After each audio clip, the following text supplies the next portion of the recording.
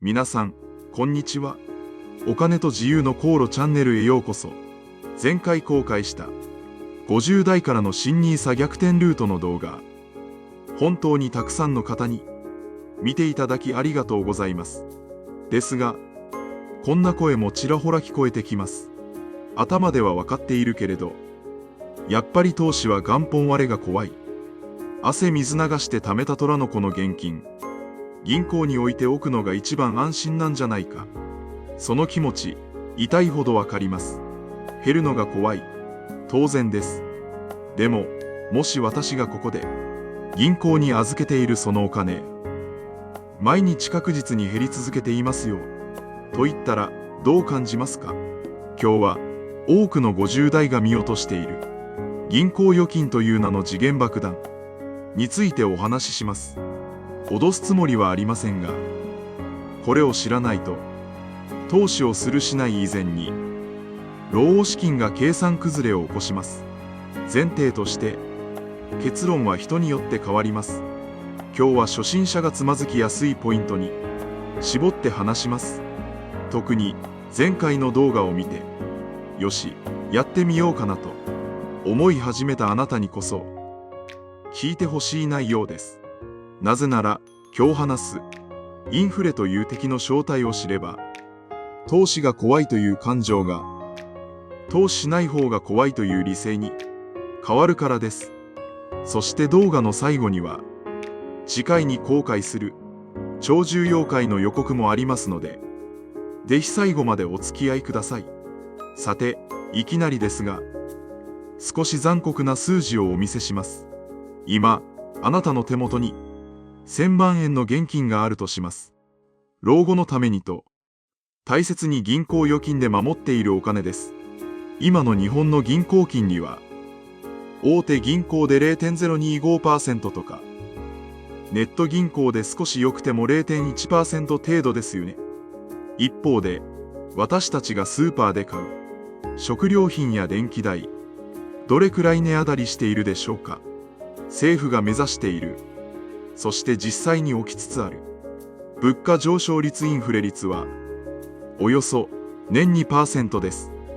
これが何を意味するか計算してみましょう。もし世の中のものの値段が毎年 2% ずつ上がっていき、あなたの預金がほとんど増えないとしたら、今の1000万円の価値は10年後には実質820万円になります。そして20年後、あなたが70代後半になる頃には、実質670万円の価値にまで目減りしてしまいます。通帳の数字は1000万円のままです。だから気づきにくい。でも、そのお金で買えるものの量は、今の6割強にまで減ってしまうんです。何もしていないのに、です。ギャンブルで負けたわけでも、詐欺にあったわけでもない。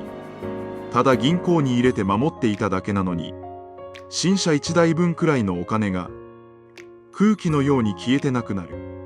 これがインフレの正体です。現金のままで持っておくということは、価値が下がるのを黙って見ているのと同じことなんです。昔は銀行に入れておけば増えたという方もいるでしょう。確かに昭和の終わり頃、ゆうちょの定額貯金の金利が 5% や 6% だった時代もありました。あの頃はリスクを取って投資なんてしなくても銀行に入れておけば十数年でお金が倍になりました。だから預金イコール正義だったんです。でも今は違います。金利は法ゼロ。物価だけが上がっていく。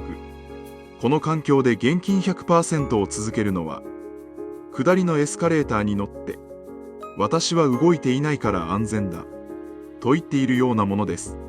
気づいた時にはずっと下の階に運ばれてしまっています。ではどうすればいいのか。ここで大切なのは全額を投資しましょうなんて極端な話ではありません。必要なのはインフレに負けない分だけお金にも働いてもらうという発想です。例えば資産の一部を新NISAを使って全世界株式などの有料な投資信託に置き換えてみる世界経済の成長に合わせて年平均 4% や 5% で増えていけば、物価上昇の 2% を差し引いても資産の価値を守ることができます。攻めの投資ではありません。これはあなたの大切なお金をインフレから守るための守りの投資なんです。暴落が怖い。わかります。でも暴落は一時的なものです。歴史上株価は必ず回復してきました。しかしインフレによる現金の目減りは恒久的で確実です。一度上がった物価がまた昔の水準に戻ることはほぼありません。一時的に下がるかもしれないリスクと確実に価値が減り続けるリスク。50代の私たちにとって本当に避けるべきなのはどちらでしょうか。ここからが一番大事なポイントです。今日お伝えしたかったのは、投資は怖いものという色眼鏡を外して現金にもリスクがあるというフラットな目で見てほしかったからです。ここまで見て、なるほど、資産を守るためにNISAが必要なのは分かった。でも増やしたお金って老後にどうやって使えばいいの？そう思った方も多いはずです。増やし方は分かっても使い道や売り時が分からないと結局不安はなくなりませんよね。実は50代からの投資で一番難しいのは入り口買う時ではなく出口使う時なんです。そこで次回の動画ではこの50代60代のための出口戦略を徹底解説します。いつから売り始めるべきか、暴落が来たら取り崩しはどうする、資産寿命を伸ばす 4% ルールの現実的な使い方、これらを次回の動画でお届けします。今日の内容が基礎編だとしたら次回は実践編完結編です。この2本を見れば老後のお金の不安をかなりすっきり整理されるはずです。まだの方はぜひチャンネル登録をして次回の配信を待っていてください。損はさせません。それでは次回動画でお会いしましょう。お金と自由の航路でした。